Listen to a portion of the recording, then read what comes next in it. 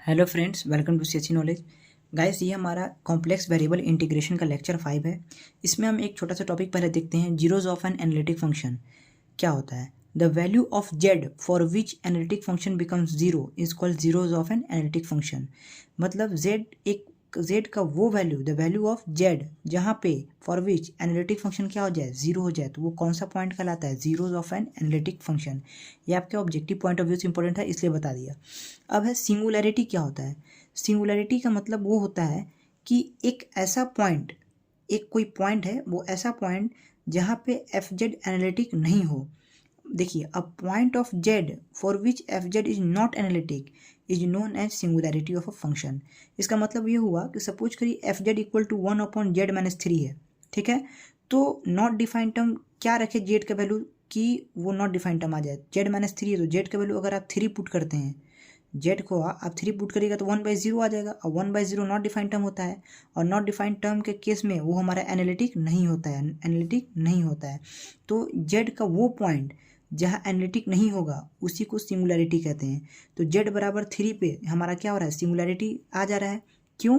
क्योंकि अगर यहाँ जेड इक्वल टू 3 रखते हैं तो नॉट डिफाइंड टर्म आ रहा है, यानी कि अगर नॉट डिफाइंड टर्म आ रहा है यानी कि वो हमारा एनालिटिक नहीं होगा।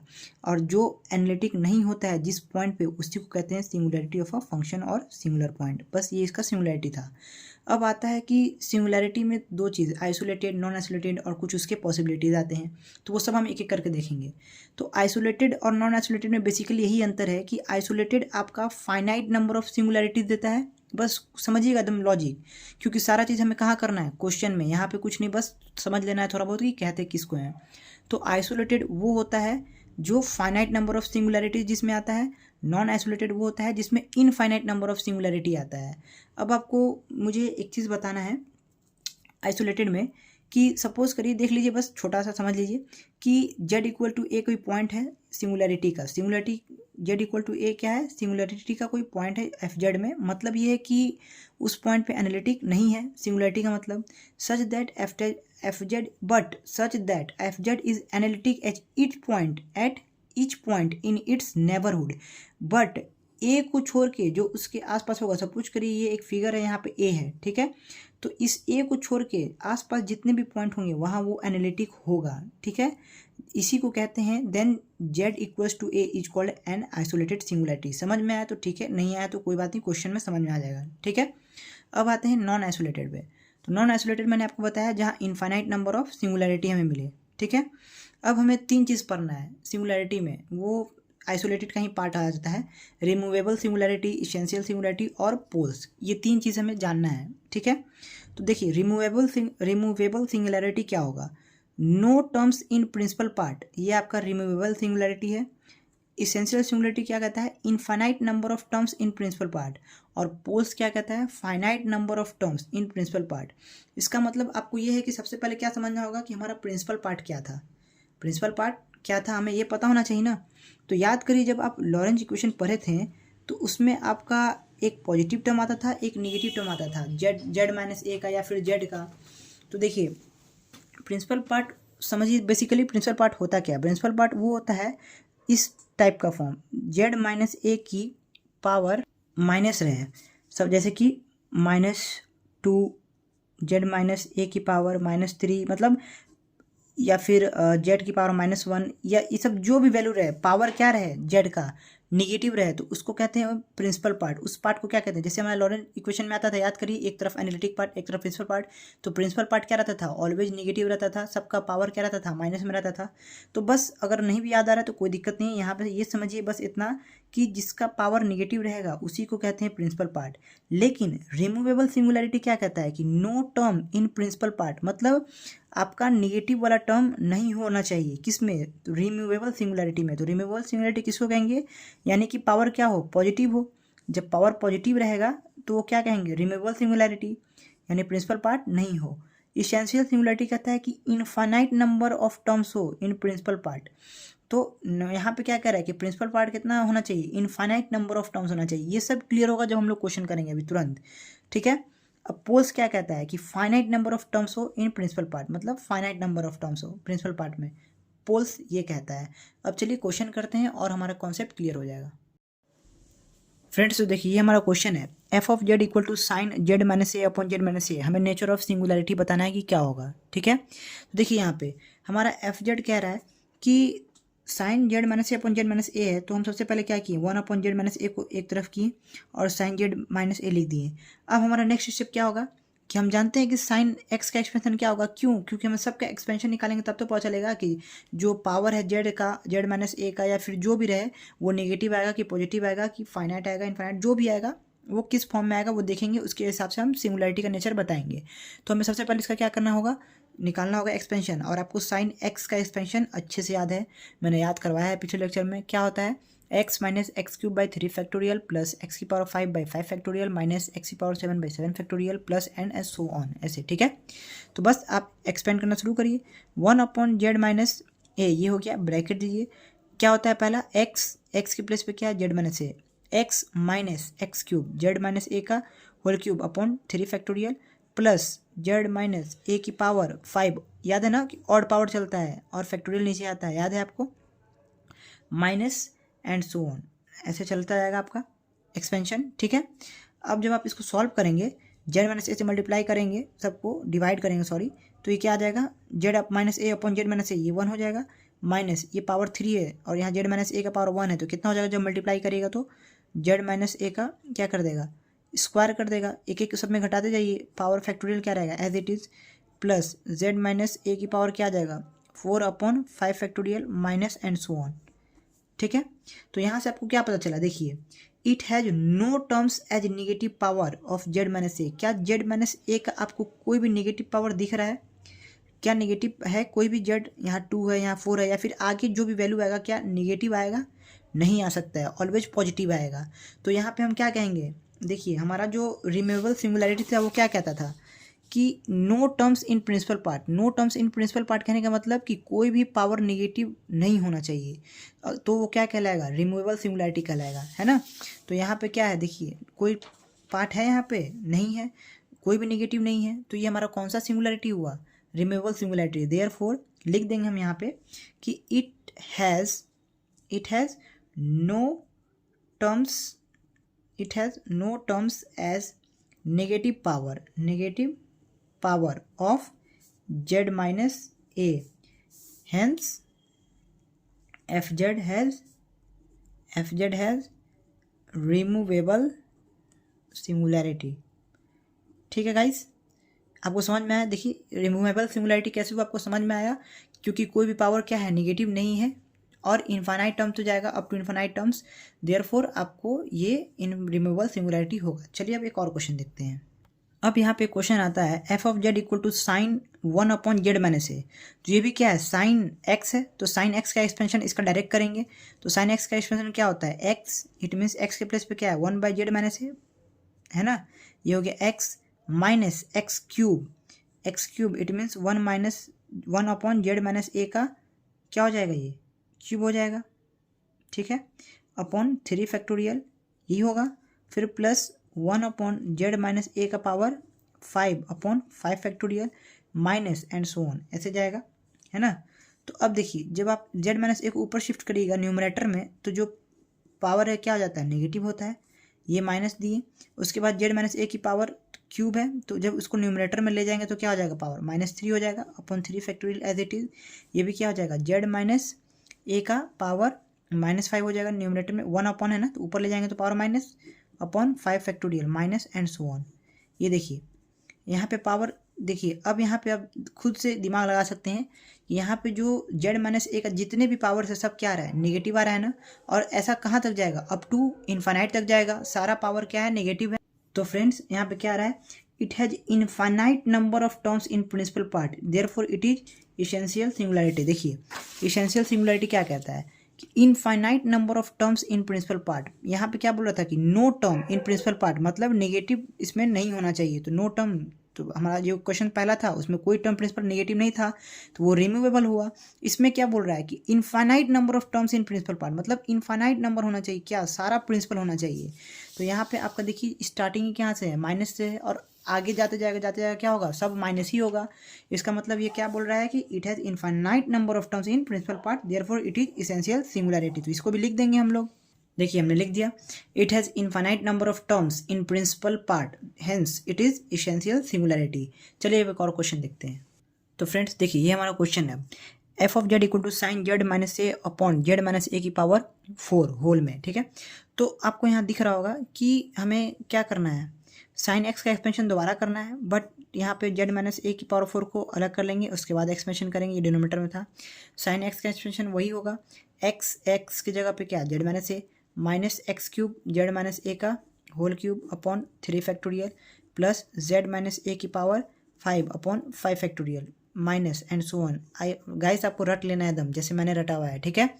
तो अब क्या हो जाएगा, देखिए 1 अपॉन जेड माइनस ए की पावर 4 को क्या करेंगे, सब में अब मल्टीप्लाई करेंगे एक एक करके।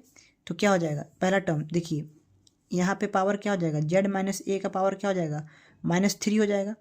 पहला टर्म को जब इससे मल्टीप्लाई करेंगे कैसे हो जाएगा, देखिए जेड माइनस ए यहाँ पे है, ठीक है, जेड माइनस ए यहाँ पे है।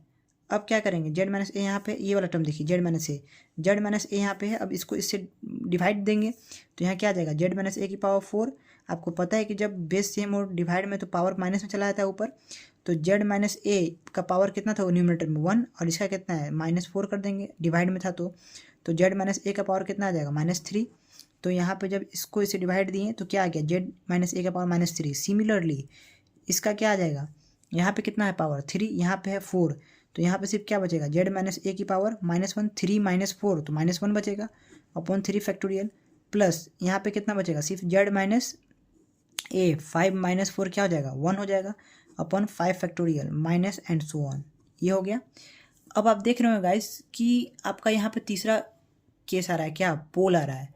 ये पोल नेचर में कैसे होगा ये सिंगुलैरिटी, देखिए पोल क्या कहता है, देखिए यहाँ पे पोल कहता है finite number of terms in principal part. Principal part मतलब नेगेटिव जिसमें आए, तो नेगेटिव क्या होना चाहिए, फाइनाइट होना चाहिए, इनफाइनाइट नहीं जाना चाहिए। जैसे आपका इसमें क्या जा रहा था अभी जो प्रीवियस क्वेश्चन किया हमने, जो अभी देखिए हमने जो प्रीवियस क्वेश्चन अभी किया उसमें पावर कहाँ जा रहा है, अब नेगेटिव में अप टू इन्फाइनाइट जा रहा था, तब तो हम कहें कि ये इसेंशियल सिंगुलैरिटी है।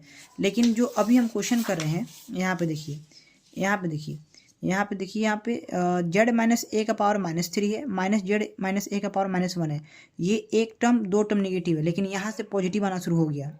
अब अगला टर्म जो रहेगा और पॉजिटिव रहेगा, क्योंकि पावर 5 की जगह क्या रहेगा 6 रहेगा, 6 में से 4 जाएगा तो 2 होगा, और पॉजिटिव वाला बढ़ते जाएगा, हमेशा पॉजिटिव आएगा।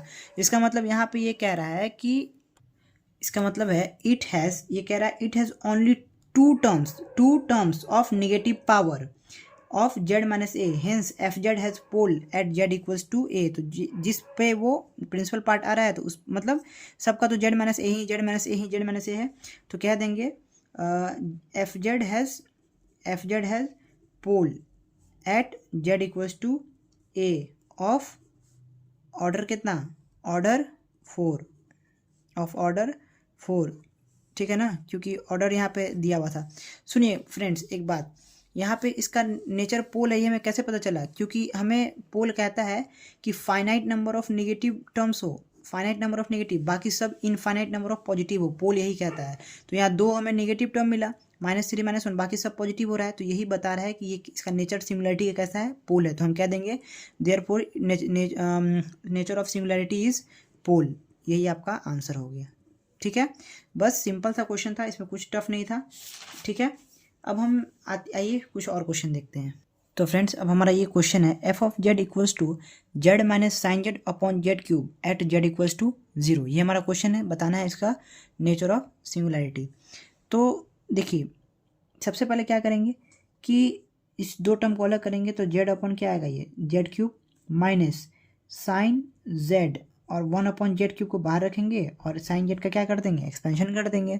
तो ये टर्म क्या आएगा, ये टर्म क्या आ जाएगा, जेड अपॉन जेड क्यूब, तो जेड की पावर -2 बचेगा यहाँ पे, क्योंकि जब पावर 1 - 3 होगा तो जेड की पावर -2 बचेगा, और ये क्या हो जाएगा -1 upon Z cube as it is है, और साइन जेड का एक्सपेंशन क्या हो जाएगा X, it means Z, X की प्लेस पे जेड है, X minus X cube by 3 factorial, it means Z cube by 3 factorial plus Z की power 5/5 factorial minus and so on.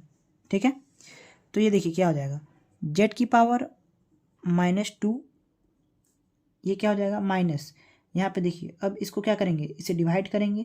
तो जब डिवाइड करिएगा तो देखिए यहाँ पे क्या हो जाएगा, जेड अपॉन जेड क्यूब है तो जेड की पावर क्या हो जाएगा, -2 हो जाएगा, -2 हो जाएगा। तो ये क्या हो जाएगा, जेड की पावर -2 हो जाएगा। क्यों, क्योंकि Z upon Z cube, Z से जेड कटेगा तो जेड स्क्वायर यहाँ बचेगा, ऊपर ले आएंगे तो -2, और ये माइनस सब में जब मल्टीप्लिकेशन होगा तो जो माइनस है वो प्लस हो जाएगा, जो प्लस है वो माइनस हो जाएगा। तो ये माइनस हो गया, तो ये क्या हो जाएगा, प्लस हो जाएगा। प्लस कैसे हो जाएगा आपको पता चल गया, माइनस से मल्टीप्लिकेशन होगा तो Z cube by Z cube cut जाएगा, बचेगा क्या 1/3 फैक्टोरियल, फिर माइनस प्लस क्या हो जाएगा माइनस, ये है क्या जेड की पावर 5 जेड की पावर 3, बचेगा कितना 5 - 3 2, तो जेड की पावर ये बचेगा 2/5 फैक्टोरियल, फिर प्लस एंड सो ऑन ऐसे चलता जाएगा हमारा। ठीक है, अब यहाँ आपको दिख रहा है कि निगेटिव जेड नेगेटिव भी है, जेड पॉजिटिव भी है, बट हम यहाँ क्या करेंगे, बिना सॉल्व किए बिना दिमाग लगाए जब तक कि हमारा आंसर आ नहीं जाए अच्छे से, हम डायरेक्टली देख के नहीं कह देंगे कि यहाँ निगेटिव फाइनाइट है और यहाँ पे इनफाइनाइट नंबर ऑफ पॉजिटिव जाएगा 2 4 6 8 ऐसे करके चला जाएगा, कुछ भी जाएगा, और यहाँ 2 निगेटिव है, मतलब यहाँ पे फाइनाइट निगेटिव दिख रहा है और इनफाइनाइट नंबर ऑफ पॉजिटिव दिख रहा है, तो डायरेक्ट नहीं कह देंगे कि इसका नेचर क्या है, पोल है, गलत हो जाएगा। अब आपको यहाँ दिख रहा है कि ये क्या है, जेड की पावर -2 है और माइनस जेड की पावर यहाँ -2 है, तो ये तो कैंसिल हो जाएगा ना, ये तो कैंसिल हो गया।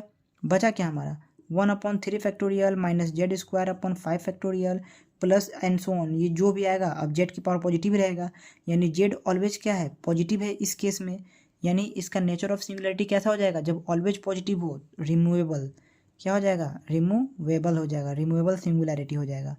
कैसे हुआ समझ में आया, ये पोल क्यों नहीं हुआ, ये पोल भी तो सकता था कि फाइनाइट नंबर ऑफ कह देते, आपकी फाइनाइट नंबर ऑफ क्या दिख रहा है हमें, फाइनाइट नंबर ऑफ दिख रहा है यहाँ पे नंबर जो नेगेटिव में है, तो लेकिन वो कैंसिल हो गया, नेगेटिव कैंसिल ही हो गया, बचा सिर्फ पॉजिटिव रहेगा, तो नेचर कैसा होता है, रिमूवेबल होता है। तो गाइस यहाँ पे हमारा सिंगुलैरिटी फिनिश होता है। अब हम शुरू करते हैं रेसिड्यू अपना, ठीक है, रेसिड्यू फ्रेंड्स। तो देखिए ये है हमारा रेसिड्यू कॉचीज रेसिड्यू थ्योरम और मेथड्स फॉर रेसिड्यू, सबसे इंपॉर्टेंट ये है मेथड्स फॉर रेसिड्यू, उसके बाद कॉची रेसिड्यू थ्योरम जो हमें ये पार्ट क्वेश्चन सॉल्व करने में हेल्प करेगा, और ये सबसे ज़्यादा मेथड्स फॉर रेसिड्यू, 2 मेथड है, एक ये और एक नीचे। तो फ्रेंड्स रेसिड्यू किसको कहते हैं, the coefficient of B1 is called residue of F Z equal to something something something कुछ है, तो जो B1 का कॉफिशिएंट होगा, B1 उसी में होगा जैसे होता है ना BN N का जगह कुछ भी हो सकता है 1 2 3 4, तो वैसे ही जो B1 का कॉफिशिएंट होगा वही होगा रेसिड्यू ऑफ FZ। क्वेश्चन करेंगे इसका तो क्लियर होगा। At the pole Z equals to A कोई वैल्यू है Z पे, ठीक है। इट इज डिनोटेड बाय, देखिए डिनोट कैसे किया जाता है, ये आपका ऑब्जेक्टिव में आ सकता है, it is denoted by residue of FZ Z equals to A, या फिर residue Z equals to A, ठीक है। यहाँ पे देखिए अब क्या कहता है कॉचीज रेसिड्यू थ्योरम, कि let FZ be one valued and analytic within, मतलब inside and on a closed curve, contour means curve C, मतलब FZ क्या है, एनालिटिक है, विद इन मतलब इनसाइड, और on a closed curve, except at a finite number of poles, except कहाँ पे, finite number of pole Z1 Z2 Z3, मतलब पोल का जो फाइनाइट वैल्यू होता है वो क्या होता है, ऑलवेज नेगेटिव आता था, पता है हमें कि 2 जो क्वेश्चन किया था उसमें शुरू का 2 नेगेटिव था, तो पोल का जो फाइनाइट नंबर होता है, फाइनाइट नंबर पोल का कौन होता है, नेगेटिव वाला, तो उसे छोड़कर except at that point and let R1 R2 R3 up to Rn be respectively the residue of FZ, it means ये इस पॉइंट पे क्या होगा, एनालिटिक होगा at these poles, then main क्या है देखिए, integral of FZ DZ equals to directly क्या हो जाएगा 2 pi iota and sum of residue at the pole within इन C, जो इनसाइड C होगा, जो जिसका एनालिटिक होगा जो होगा उसका सम कर देंगे रेसिड्यू का, तो ये क्या हो गया sum of residue R1 plus R2 plus up to Rn। याद करिए आपने एक फॉर्मूला पहले ही पढ़ा था, तो चलिए ये हो गया sum of residue 2 pi iota, sum of residue एक और आपने पढ़ा था 2 pi iota F of Z tends to, याद करिए क्वेश्चन हमने सॉल्व किया था, तो जब इसको क्वेश्चन सॉल्व करेंगे तो और ये क्लियर हो जाएगा, ठीक है। अब है कि हमारा मेथड्स फॉर रेसिड्यू की, रेसिड्यू के थ्रू हम कैसे फाइंड करते हैं, किस किस क्वेश्चन को फाइंड करते हैं। तो देखिए if FZ has simple pole at Z equals to A, then residue of FZ limit Z tends to A Z minus से FZ हो जाएगा। सिंपल पोल कहने का मतलब आप समझ जाएंगे, तो ये पॉइंट को समझ जाएंगे। सिंपल पोल कहने का मतलब कि जिसका ऑर्डर 1 हो, सपोज करिए कि ऐसा हो, डिनोमिनेटर में सपोज करिए DZ अपॉन ये Z-2 हो, या फिर Z-3 हो, या फिर Z-4 हो, तो ये सब क्या हुआ, ये सब सिंपल पुल हुआ, मतलब इसका कोई पावर नहीं है, ऑर्डर क्या है 1 है, सबका पावर नहीं है, तो उसको कहते हैं सिंपल पुल, ठीक है ना। तो जब इस फॉर्म में होगा तो उसका डायरेक्टली रेसिड्यू क्या हो जाएगा, लिमिट डायरेक्टली लिखेंगे residue of F Z equals to limit Z tends to A, ठीक है। ए कौन होगा, जो जेड माइनस ए रहेगा, आपको पता है, तो Z minus A F of Z directly इसका हो जाएगा, और लिमिट पुट कर देंगे, ए जो रहेगा वो पुट कर देंगे और हमारा आंसर आ जाएगा जेड के जगह पे, ठीक है। तो ये क्वेश्चन बहुत ही सिंपल आता है इसका, देखिए ये आपको भले भी नहीं समझ में आ रहा हो, लेकिन जब क्वेश्चन करेंगे तो बहुत सिंपल लगेगा। दूसरा है residue at a pole of order M, दो होता है, एक आपने सिंपल पोल के लिए पढ़ा, एक ऑर्डर ऑफ एम के लिए। ऑर्डर ऑफ एम कहने का मतलब दूसरा केस क्या आ जाएगा, सपोज करिए डी जेड में आ रहा था जेड माइनस 2 का होल स्क्वायर, तो यहाँ पे ये जो जेड माइनस 2 का होल स्क्वायर है ना, यही 2 क्या है, ऑर्डर ऑफ एम, यहाँ एम इक्वल्स टू क्या हो गया, 2 हो गया, यानी यहाँ ऑर्डर कितना हो गया एम के जगह 2, ऑर्डर 2। कब कहेंगे ऑर्डर 2, जब यहाँ पे जेड माइनस जो डिनोमीटर में है, जो भी जेड माइनस ए का पावर रहेगा वही उसका ऑर्डर हो जाएगा। अब आपको यहाँ पे क्वेश्चन रहता है जेड माइनस 2 और जेड माइनस 3 का होल स्क्वायर, तो इसका तो सिंपल पोल से सॉल्व कर लेंगे, लेकिन इसका कैसे करेंगे, ऑर्डर ऑफ एम के दूसरा मेथड से सॉल्व करेंगे। समझिए कि कब सिंपल पोल रहेगा, सब कब ऑर्डर ऑफ एम रहेगा, जब पावर रहेगा तो ऑर्डर ऑफ एम वाला फॉर्मूला रहेगा, जब सिंपल रहेगा मतलब कोई पावर नहीं रहेगा रेसिड्यू पे, तो क्या हो जाएगा ये मतलब इस पर कोई पावर नहीं रहेगा तो वो क्या हो जाएगा, सिंपल पोल के थ्रू सॉल्व होगा। तो यहाँ पे दोनों आ सकता है, क्वेश्चन में दोनों भी आएगा, जेड माइनस 2 भी रहेगा, जेड माइनस 3 का होल स्क्वायर रहेगा, तो एक पार्ट को ऐसे सॉल्व करेंगे, एक पार्ट को इससे सॉल्व करेंगे। चलिए यहाँ पे फॉर्मूला देखिए कि है क्या, जब भी आपका देखिए फॉर्मूला क्या होता है, residue at a pole of order M के लिए, किस कैसा, मतलब जेड माइनस ए का मान लीजिए होल स्क्वायर है, तो यहाँ ऑर्डर 2 है, एम की जगह क्या हो जाएगा 2 हो जाएगा, तो यहाँ पे ऑर्डर कितना है एम की जगह 2, तो 2 माइनस 1 1। देखिए फॉर्मूला क्या है, सबसे पहले फॉर्मूला देखिए कि ऑर्डर एम के लिए फॉर्मूला होता है 1/m-1 का फैक्टोरियल, फिर limit Z tends to A, differentiation with respect to Z m-1 का, मतलब यहाँ पे जो m-1 है यहाँ भी m-1 m-1, क्यों, क्योंकि डिफ्रेंशिएशन करेंगे जेड माइनस ए की पावर m का कितने टाइम्स, जितना ऑर्डर रहेगा उसको एक घटा के, ऑलवेज 2 रहता है तो 2 माइनस 1 1 रह जाता है, एक बार डिफ्रेंशिएशन करते हैं सॉल्व कर देते हैं। ये सब क्लियर हो जाएगा जब हम क्वेश्चन कर लेंगे। चलिए आइए अब क्वेश्चन देखते हैं। तो फ्रेंड्स देखिए ये हमारा क्वेश्चन है, determine the pole of the following and find residue of each pole, ठीक है। क्या क्या करना है, एक तो पोल निकालना है और दूसरा रेसिड्यू को फाइंड करना है ईच पोल पे, ठीक है। तो चलिए पहले हम पहला क्वेश्चन सॉल्व करते हैं। ये हमारा Z square upon Z minus 1 और जेड माइनस 2 का होल स्क्वायर, तो आपको पता है कि पोल कैसे निकलता है, जब आप डिनोमिनेटर को 0 के इक्वल पुट करिएगा तो आपको पोल निकल जाएगा। तो एक हो जाएगा जेड इक्वल टू 1 और एक क्या हो जाएगा z इक्वल्स टू 2। इसका ऑर्डर कितना है, मैंने बताया था ना कि जो भी पावर में होगा वो m का वैल्यू देगा आपको ऑर्डर, तो यहाँ से लिख देंगे ऑफ सेकेंड ऑर्डर, ठीक है, ताकि आपको पता रहे कि जो है सेकेंड ऑर्डर के मेथड से सॉल्व होगा। ये तो आपको समझ में आ गया कि ये किससे सॉल्व होगा, सिंपल मेथड से, क्योंकि इसका कोई सिंपल पोल से, और ये किससे ऑर्डर ऑफ m से। तो देखिए कैसे सॉल्व होता है। सबसे पहले क्या करेंगे कि जेड स्क्वायर, देखिए यहाँ पे क्या था हमारा सिंपल पोल के लिए कि रेसिड्यू ऑफ एफ जेड क्या लिखते हैं हम लोग, देखिए आपका एफ जेड ये है ना, ये तो आपका एफ जेड है, तो क्या है हमारा residue of F Z limit Z tends to A, Z minus A F Z होता है डायरेक्टली, ठीक है। तो यहाँ पे एफ ऑफ जेड ये है, तो हम क्या लिखेंगे रेसिड्यू ऑफ एफ जेड, ठीक है, where limit Z tends to A, directly देखिए डायरेक्टली लिख रहे हैं ना हम, इस सिंपल पोल है तो इसका directly residue of F Z निकलेगा, हमें रेसिड्यू ही फाइंड करना है। और जेड किसको टेंड्स कर रहा है, पहले हम किसका निकाल रहे हैं 1 का निकाल रहे हैं, ठीक है, सिंपल पोल का निकाल रहे हैं, तब तो हम ये वाला लगा रहे हैं सिंपल पोल वाला। तो सिंपल पोल कौन है, जेड माइनस 1 है, ठीक है, तो वहाँ जेड टेंड्स टू कितना करेगा 1 करेगा।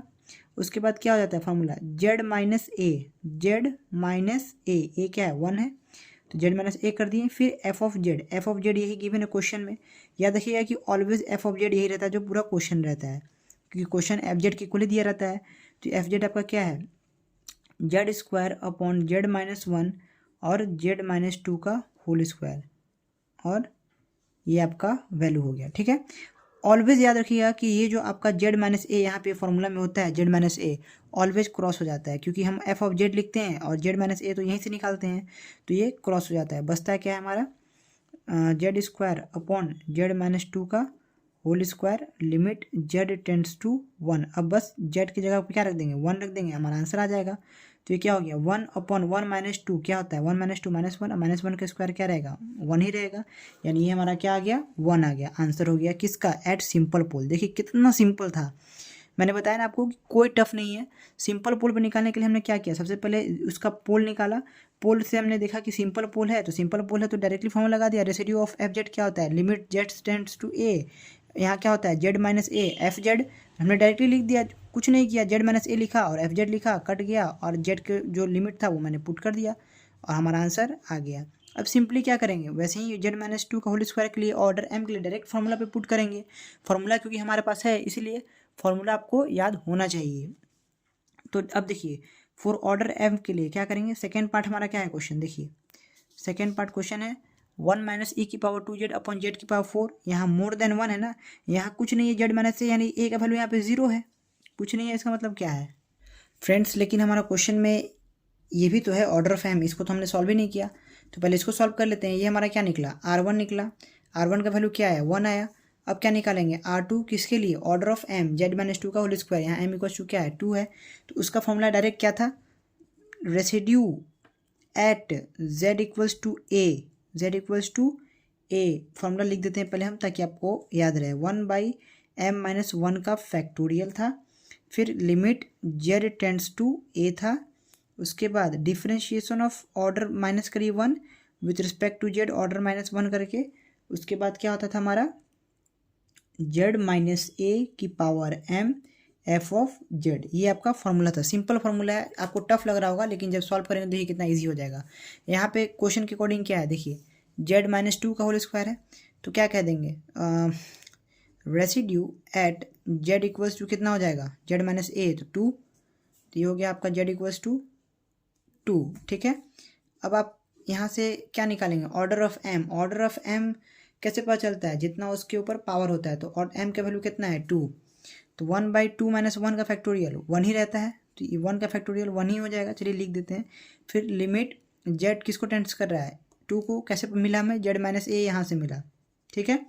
अब देखिए यहाँ पे है डिफ्रेंशिएशन करना है किसका, यहाँ पे m का वैल्यू कितना 2 में से 1 गया 1, यानी 1 टाइम डिफ्रेंशिएशन करना है विथ रिस्पेक्ट टू dz किसका, z-a का, a की जगह क्या है 2, z-2, और m भी क्या है हमारा 2 ही है, और यहाँ पे क्या लिख देंगे f of z। f of z का वैल्यू क्या है, f ऑफ z पूरा ये है, क्या हो जाएगा z² अपॉन z-2 का होल स्क्वायर, और क्या है z-1, पूरा f ऑफ z है ना, पूरा f ऑफ z है।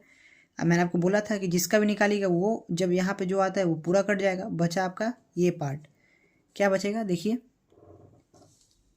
क्या बच रहा है, यहाँ पे पूरा कट गया, और यहाँ पे m-1 की 2 - 1 तो 1 आया, और यहाँ पे z-a का होल स्क्वायर होगा, a क्या है 2 है, और m भी हमारा 2 ही है, ठीक है।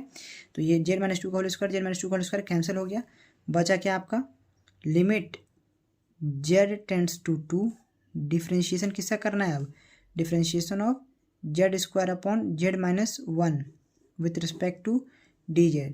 यहाँ आप क्या लगाएंगे, u अपॉन v लगा के डिफ्रेंशिएशन करेंगे, v differentiation of u minus u differentiation of v, उसके बाद जो आएगा उसका वैल्यू z का 2 पुट कर देंगे। चलिए हम डायरेक्टली कर देते हैं, आप इसको सॉल्व करिएगा।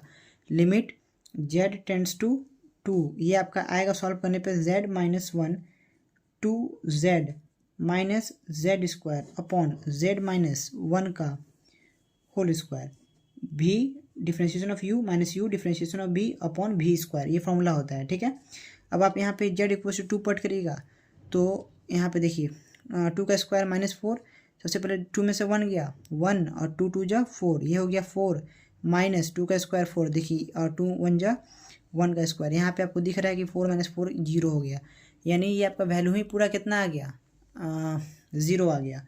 तो residue at z equals to कितना, z-2 का होल स्क्वायर क्या आ गया 0 आ गया, यानी आपका R2 का वैल्यू कितना हो गया 0, R1 कितना निकला आपका 1, यही आपका क्या हो गया फाइनल आंसर हो गया सिंपल पोल पे, और कौन सा पोल पे, सिंपल पोल और residue at a pole of order m। तो आपको दोनों टाइप का मैंने क्वेश्चन करा दिया है गाइस, आपको आई होप कि ये समझ में आ गया हो। चलिए एक और लास्ट क्वेश्चन है हमारा इस टॉपिक का, देख लेते हैं।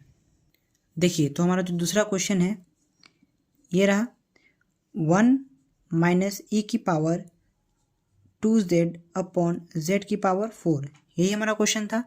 ठीक है, चलिए अब इसी को सॉल्व करना है। तो सॉल्व करेंगे, यहाँ आपको दिख रहा हो कि यहाँ कौन सा लगेगा, सिंपल पोल या फिर ऑर्डर ऑफ m। ऑब्वियस सी बात है कि आपको क्या रहेगा, ऑर्डर ऑफ m, क्योंकि यहाँ पावर कितना है 4 है। z माइनस ए कुछ नहीं है, तो मैंने आपको बताया कि z माइनस 0 की पावर 4, z की पावर 4 ही रहेगा, कोई चेंजिंग नहीं। ठीक है, तो चलिए यहाँ पे सॉल्व करते हैं। सबसे पहले क्या निकालेंगे, पोल। तो पोल तो आपको पता है कि z माइनस 0 है, कुछ नहीं है, तो पोल आपका क्या आएगा 0, लेकिन ऑर्डर कितना रहेगा फोर्थ ऑर्डर, क्योंकि पावर कितना है, जो पावर होता है वही उसका ऑर्डर होता है, वही उसका वैल्यू क्या होता है m का।